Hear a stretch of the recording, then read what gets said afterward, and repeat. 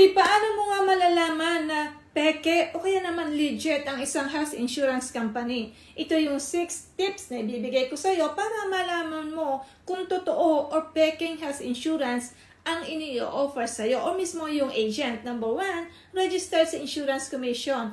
Check with the Insurance Commission. Siguraduhin nakaregistered ang insurance company sa Insurance Commission ng Pilipinas. May listahan siyempre ang Insurance Commission ng mga lehitimong insurers. Check their website. Number 2, ask for credentials. Siyempre, i-verify mo ang credentials ng insurance agent o broker na kausap mo. Dapat may professional license sila at kumpleto sa documents. Number 3, research the company. Alamin ang background ng insurance company. Magbasa naman paminsan-minsan ng mga reviews at feedback mula sa ibang miyembro. Number 4, understand the coverage. Basahin mabuti ang terms and conditions ng insurance policy mo. Dapat klaro kung ano yung saklaw ng coverage at mga benepisyo na makukuha mo. Number 5, compare quotes. Huwag agad magpadala sa unang offer. Mag-compare ng mga quotes mula sa iba't ibang insurers para mahanap mo ang pinakamabuti para sa iyo. Number 6, consult with experts.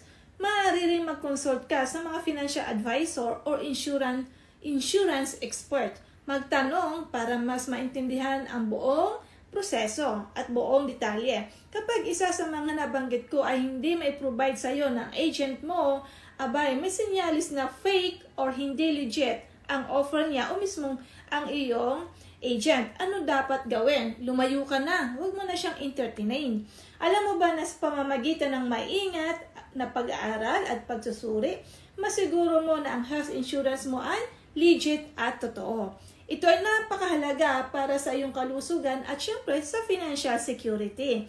Ngayon, do you want to know more about very affordable life insurance? And syempre, hindi magna-negative ang pera mo? Very legit at fixed ang annual premium and very flexible plan?